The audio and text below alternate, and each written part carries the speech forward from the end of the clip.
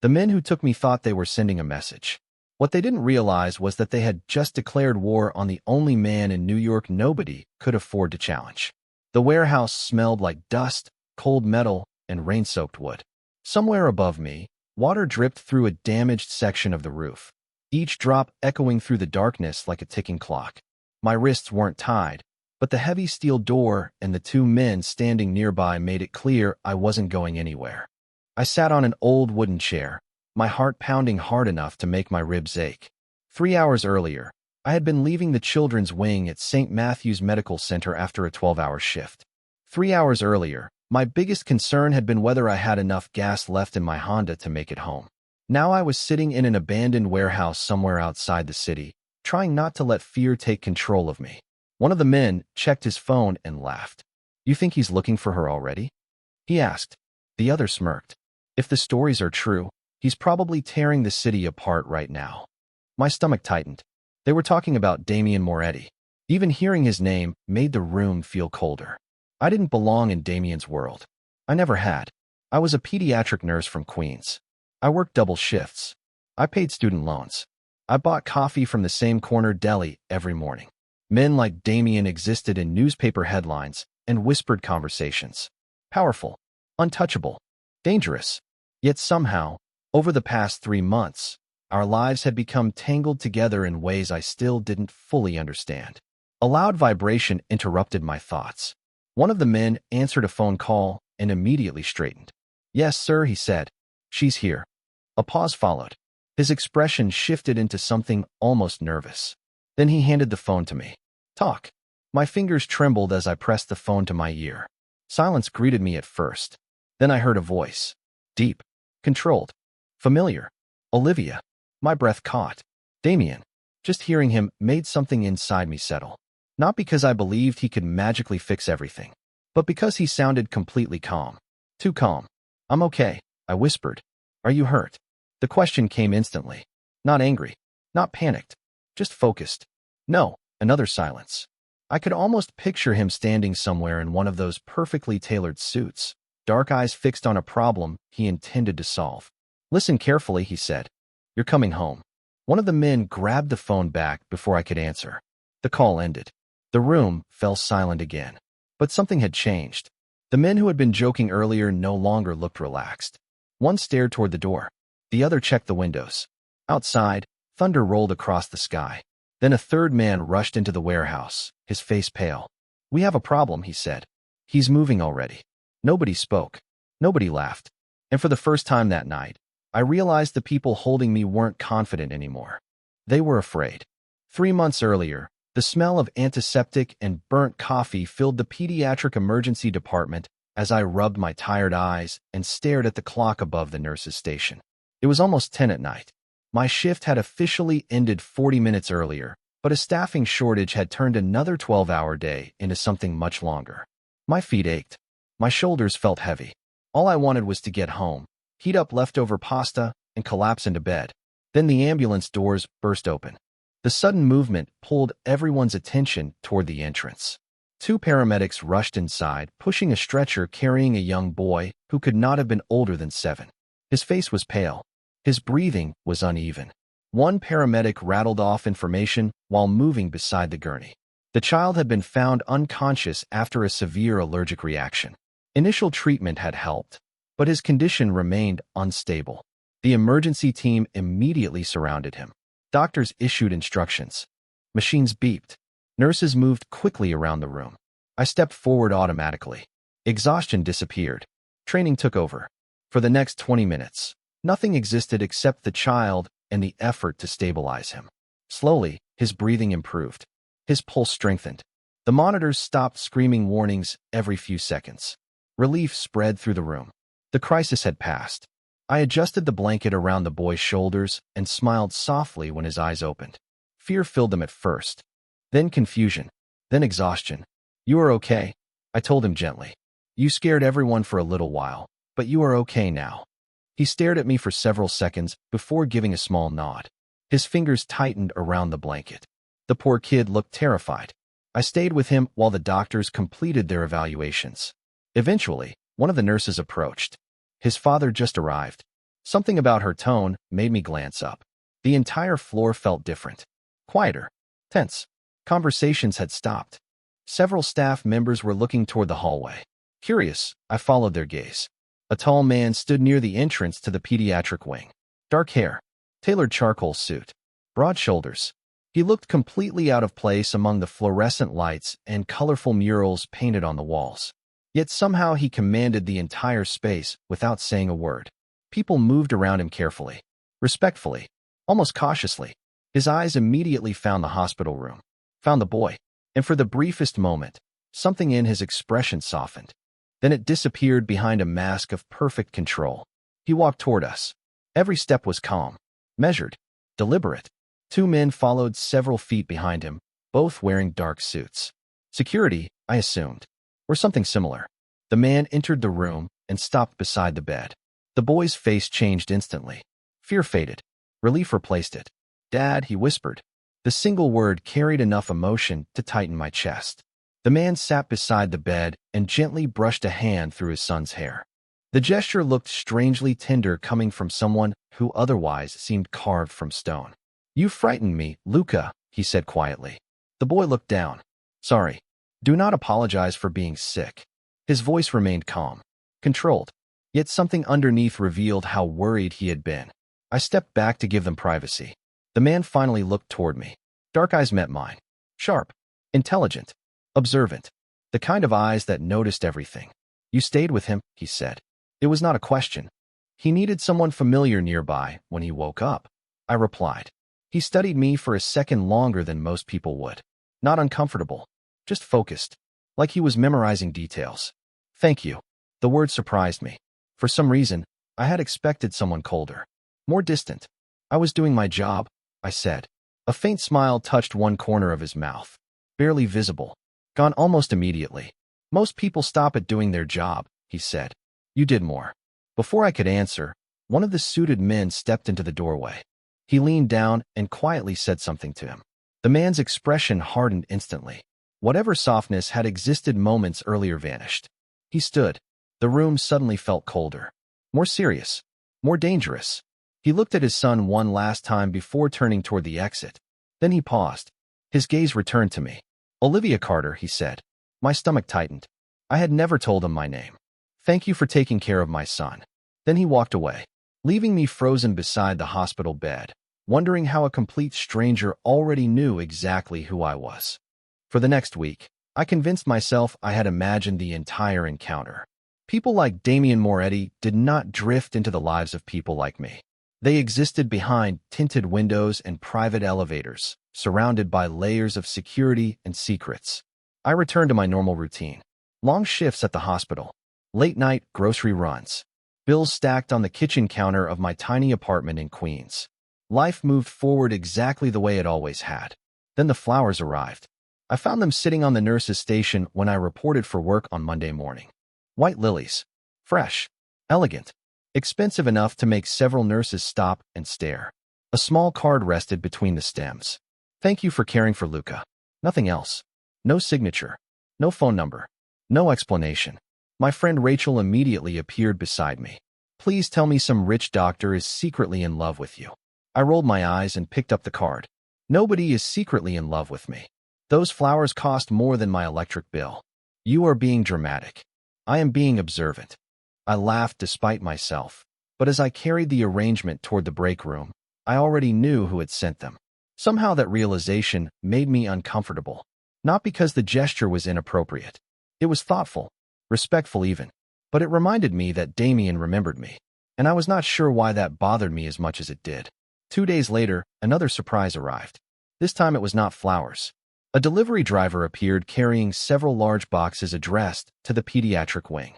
Inside were brand new toys, art supplies, books, and games for long-term patients. The staff spent nearly an hour unpacking everything. The children were thrilled. One little girl hugged a stuffed bear so tightly she nearly cried. Taped to one of the boxes was another small card. For the children. Olivia knew immediately what they needed. The nurses immediately started asking questions. I pretended not to hear them.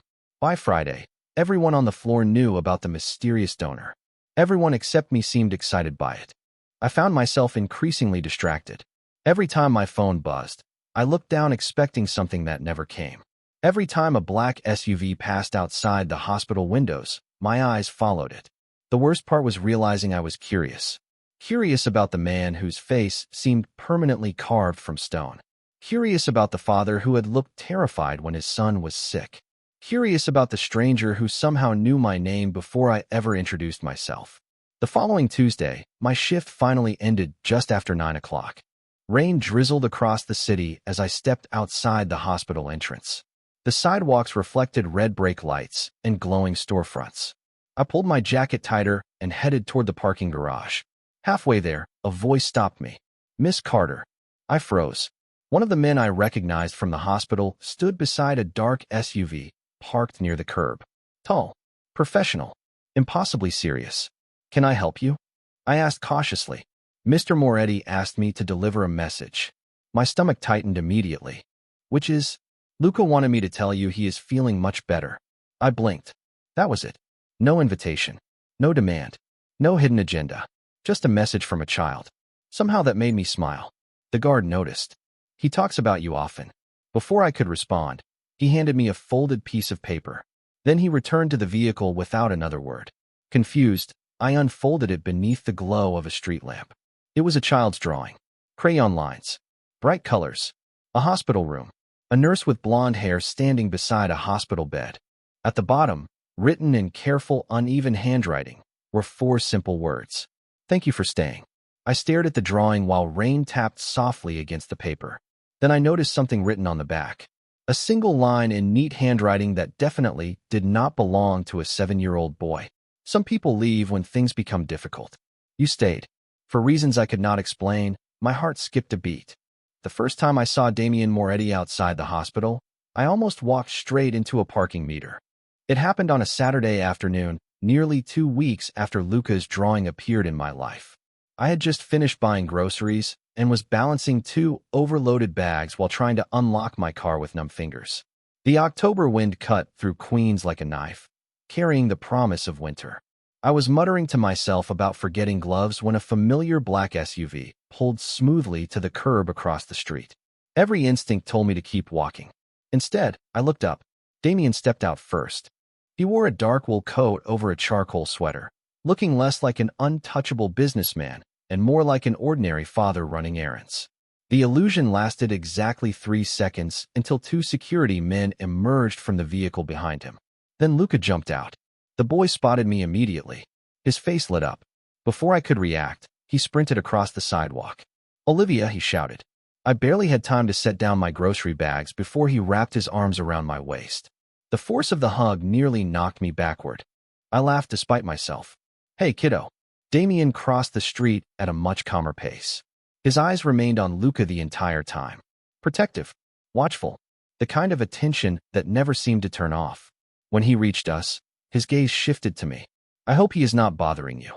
Your son just assaulted me with affection." Something surprising happened. Damien smiled. Not the small, controlled version I had seen before. A real smile. Brief, but genuine. It changed his entire face. Suddenly, he looked younger. Less intimidating. More human. Luca proudly informed me that he had been cleared to return to school and had not missed a single soccer practice since leaving the hospital. He talked for nearly 5 straight minutes while Damien listened with remarkable patience. Watching them together felt strange. The version of Damien that existed in my imagination was powerful, distant, impossible to understand. The man standing beside me now looked exhausted in the way only parents could understand. "He talks about you constantly," Damien admitted once Luca became distracted by a bakery window nearby. "I am beginning to suspect he likes you more than me." "That seems unlikely. You underestimate your popularity." The conversation felt easy. Unexpectedly easy. We stood there discussing school projects, hospital stories, and Luca's growing obsession with dinosaurs. At some point, I stopped feeling nervous. At some point, Damien stopped feeling like a mystery and started feeling like a person. Then Luca pointed excitedly toward the bakery. "Can we get hot chocolate?" Damien looked at me. "Would you join us?" I should have said no. Rational people would have said no. I barely knew him. Our lives occupied completely different universes. Yet something in Luca's hopeful expression made refusal impossible. 20 minutes later, we sat inside a warm bakery while rain tapped softly against the windows. Luca animatedly explained dinosaur facts between sips of hot chocolate. Damien listened the entire time, never checking his phone, never interrupting, never appearing distracted. When Luca eventually wandered toward a display case to inspect cookies, a rare silence settled between us. Damien studied his coffee cup for a moment before speaking. "Thank you for treating him like a normal child." I frowned slightly. "What do you mean?" "Most people treat him differently because of me." His voice remained calm, but something deeper hid beneath the words. "You never did." I looked toward Luca. He was laughing at something the baker had said. Completely carefree. Completely happy. He deserves that. Damien followed my gaze. For several seconds, neither of us spoke. Then he quietly said, "That is exactly why he likes you." Something warm settled in my chest. Something dangerous. Because for the first time since meeting Damien Moretti, I realized it was not only Luca becoming attached. And that realization frightened me far more than it should have. The illusion shattered on a cold Thursday evening. Up until then, Damien had existed in two separate versions inside my mind. There was the father who patiently listened to Luca explain dinosaur facts. The man who sent books to children in the hospital and remembered details nobody else noticed. Then there was the other version, the one hidden behind expensive suits, silent security teams, and unanswered questions. I finally met that version by accident. My shift ended close to midnight. The hospital corridors had grown quiet, the usual chaos replaced by the low hum of fluorescent lights and distant conversations. I was gathering my things when Rachel rushed into the break room, holding her phone. Her face looked pale. "Olivia, is this him?" she asked.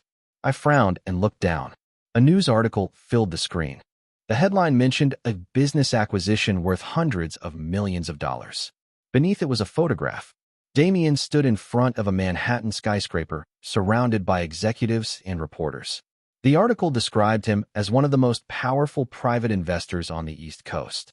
Another paragraph mentioned rumors of influence extending far beyond legitimate business.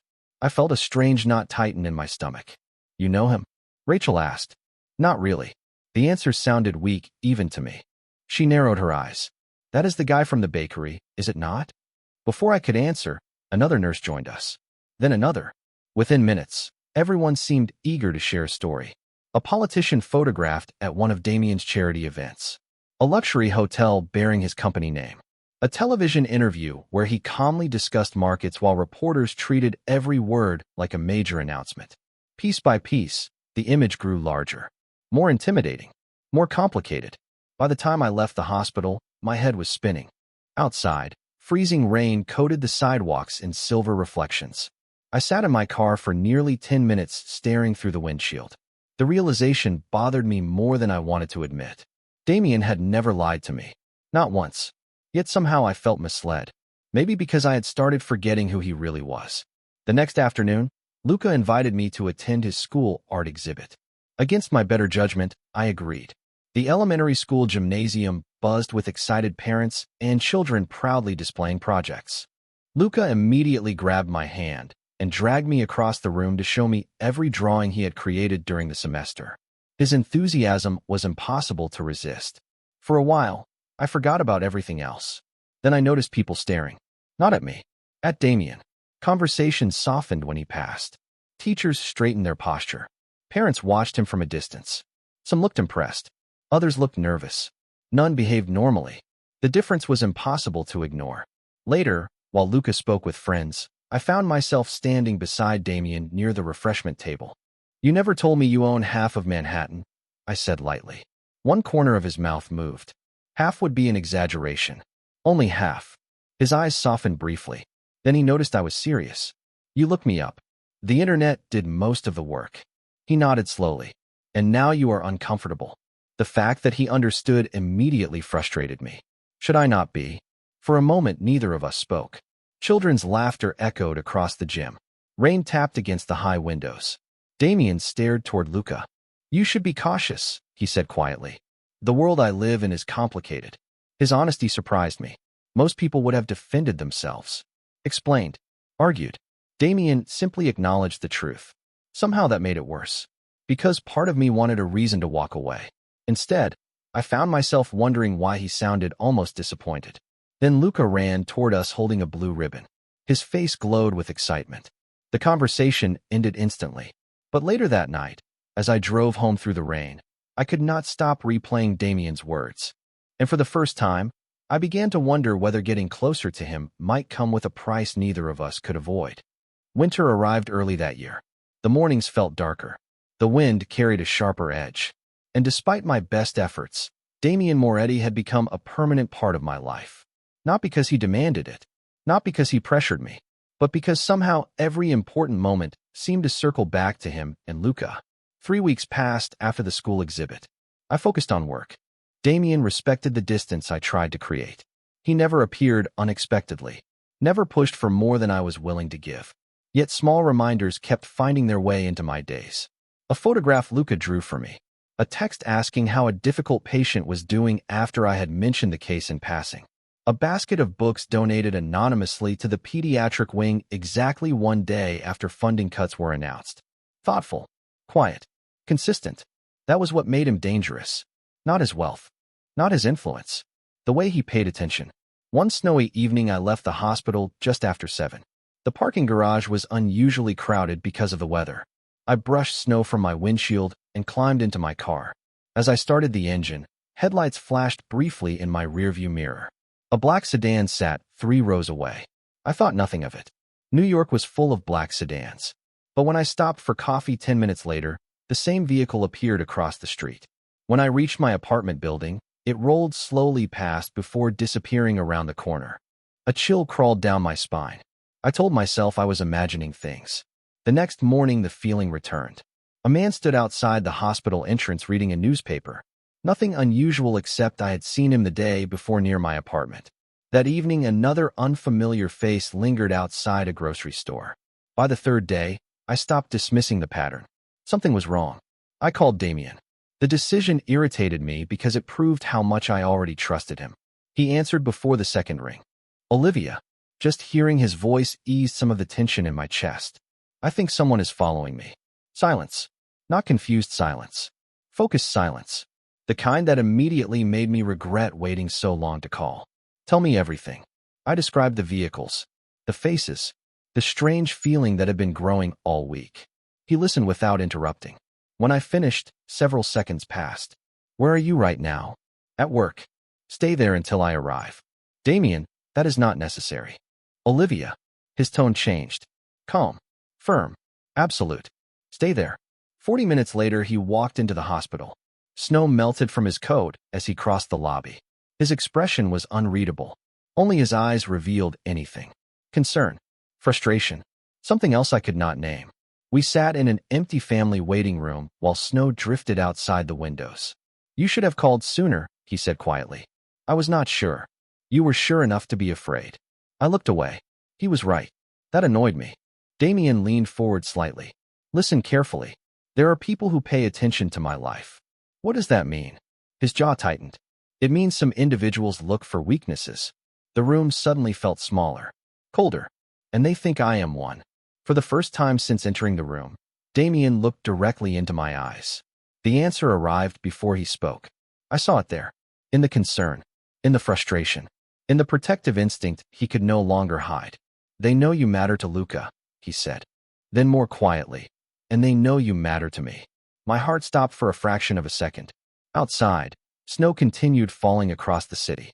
Inside, neither of us moved. Then Damien's phone vibrated. He glanced at the screen.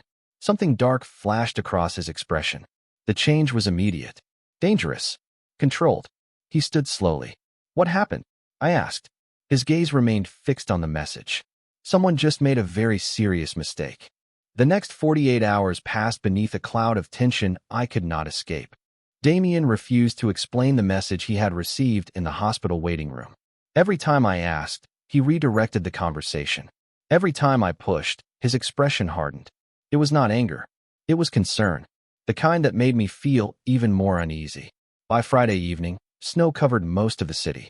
Streetlights reflected across icy sidewalks while people hurried home to escape the freezing wind. My shift ended shortly after 6. For the first time all week, I felt almost normal. The strange vehicles had disappeared. The unfamiliar faces were gone. Maybe Damien's concerns had been exaggerated. Maybe whoever had been watching me had simply moved on. I was halfway across the hospital parking garage when my phone buzzed. Luca's name appeared on the screen. A smile immediately touched my face. "Hey, kiddo." His voice sounded excited. "Olivia, did Dad tell you?" "Tell me what?" "We are going to the museum tomorrow."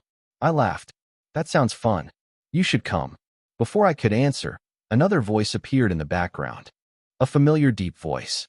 "Luca, give me the phone." A few seconds later, Damien came on the line. "I was about to call you. Your son beat you to it." That happens often. Despite everything, the simple exchange made me smile. Then his tone shifted slightly. "Are you still at the hospital?" "Just leaving now." Silence followed. Brief. Almost imperceptible, but enough to make my stomach tighten. "Stay where you are," he said. "Damien." "Stay where you are, Olivia." My pulse quickened. "What happened?" "I am on my way." The call ended. I stared at the phone. Snow drifted through the open sections of the parking structure. The cold suddenly felt sharper, more uncomfortable. For several moments I considered ignoring him and driving home. Then I remembered the look on his face inside the waiting room. The concern he could not hide. Against my better judgment, I waited. 10 minutes passed. Then 15. Headlights appeared at the garage entrance. Relief washed through me until I realized it was not Damien's SUV. A dark van rolled slowly between the concrete columns before stopping 2 rows away. The engine remained running. Something felt wrong immediately. Every instinct I possessed started screaming. I stepped backward toward the hospital entrance. The side door behind me was only 30 feet away. I could make it easily. Then another vehicle appeared from the opposite side of the garage. My heartbeat accelerated. The uneasy feeling from the past week returned all at once. I reached for my phone. Before I could dial, it rang. "Damien." I answered instantly. "Where are you?" he asked. His voice sounded different. Tighter. "Parking garage." A sharp breath crossed the line. "Olivia, listen carefully. Go back inside the hospital now." Fear settled heavily in my chest. "Damien, there are 2 vehicles here." Several seconds of silence followed. Then I heard him issue rapid instructions to someone nearby. The calm businessman was gone. What remained sounded focused. Relentless. Determined. "Do not leave the building," he said. "I am less than 5 minutes away." I started moving toward the hospital door. Snow swirled through the garage entrance. The sound of engines echoed against the concrete walls. Then everything happened at once. The lights above flickered. My phone slipped from numb fingers and struck the ground. A voice called my name from somewhere behind me. I turned instinctively. That single moment changed everything. The next thing I remember clearly is sitting in darkness, surrounded by the smell of dust and old wood, listening to strangers whisper about Damien Moretti while fear settled into every corner of my body. And that was the night the entire city began holding its breath. Time moved differently inside that warehouse. Minutes felt like hours. Every creak of old wood sounded louder. Every distant noise made my pulse jump. The men guarding me had stopped pretending they were relaxed. Their conversations grew shorter. Their eyes drifted repeatedly toward their phones, toward the doors, toward the windows covered with aging sheets of metal. Whatever confidence they had possessed when this began was slowly disappearing. I sat quietly, wrapping my arms around myself against the cold. The warehouse offered little protection from the winter air. Wind slipped through cracks in the walls and carried the scent of snow inside. One of the men paced across the room while speaking on his phone. "No, he is not negotiating," he snapped. "That is what I am trying to tell you." My attention sharpened immediately. He listened for several seconds before ending the call with visible frustration. Another man looked up. "Anything?" "Nothing useful." "What is Moretti doing?" The first man laughed bitterly. "Apparently whatever he wants." A heavy silence followed. Even I understood the meaning behind those words. They had expected demands. Conditions. Bargaining. Instead, they had received something else entirely. Hours earlier, fear had consumed every thought in my head. Now curiosity mixed with it. Because despite everything happening around me, one fact remained impossible to ignore. Damien had sounded completely certain during our last conversation. Not hopeful, not desperate, certain, as though the outcome had already been decided. The realization should not have comforted me. Somehow it did. A loud engine echoed outside. Every head in the room turned instantly. One of the guards rushed toward a window and carefully peered through a narrow opening. "It is not them," he announced. Relief visibly spread through the room. That reaction frightened me more than anything else. They were not worried about the police. They were worried about Damien. Several minutes later, another phone rang. This time, nobody bothered hiding the conversation. "What do you mean he shut it down?" the man demanded. He listened, his face drained of color. "All of it." Another pause. Then he lowered the phone slowly. "We just lost 3 major accounts." The room went silent. I did not understand the details, but I understood enough. Whatever was happening outside these walls extended far beyond me. The people responsible for this had expected leverage. Instead, they were watching pieces of their world disappear one by one. Snow continued falling outside. Darkness settled fully across the city. Then a familiar voice broke the tension. "Olivia." My heart nearly stopped. I looked toward the doorway connecting the warehouse to a smaller storage room. A young employee carrying supplies stood there staring at me. Recognition flashed across both our faces simultaneously. Emily. She worked part-time in hospital administration. We had shared coffee breaks dozens of times. Her eyes widened. "Oh my God." Before either of us could say another word, one of the guards immediately moved between us. Emily lowered her head and hurried away. But the brief encounter changed something. If people from my world could accidentally cross paths with this situation, then the circle around me was becoming smaller, closer, more fragile. An hour later, a phone rang again. This time the call lasted less than 30 seconds. Yet when it ended, nobody spoke. Nobody moved. Finally, one man whispered the words I would never forget. "He found us." The sentence settled over the warehouse like a storm cloud. For several seconds, all I could hear was the wind outside and the rapid beating of my own heart. Then every person in the room began moving at once. And for the first time since this nightmare started, hope pushed through the fear. The next few minutes blurred together in a way that still feels unreal when I think about them. The warehouse that had felt so controlled only moments earlier suddenly became a place filled with uncertainty. Phones rang constantly. Doors opened and closed. Conversations dropped into hurried whispers. Nobody looked confident anymore. Nobody looked in charge. I remained seated, watching as tension spread through the room like a storm rolling across dark water. Then the main door opened. Cold air rushed inside, carrying the scent of snow and winter. Every person in the warehouse froze. For one long second, nobody moved. Then I saw him. Damien stepped through the doorway wearing a dark overcoat dusted with snowflakes. His expression was calm. Too calm. The kind of calm that comes when a person has already made peace with exactly what they are about to do. His eyes found me immediately. Not the room. Not the people surrounding him. Me. Relief hit so hard my chest hurt. I had imagined this moment 100 different ways during those endless hours. None of those versions prepared me for the reality of seeing him standing there. The room seemed to disappear. The fear, the uncertainty, the cold, all of it faded beneath the simple fact that he had come, just like he promised. For several seconds, neither of us spoke. Then Damien crossed the room. His pace never changed. Steady, certain, unhurried, as though nothing in the world could stop him from reaching me.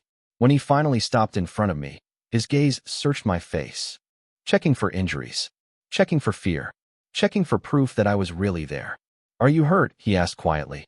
The question made my eyes sting unexpectedly, not because of the words themselves, because it was the same question he had asked during that phone call hours earlier. The same thing he cared about now. Not explanations, not blame, just whether I was safe. I shook my head. "I am okay."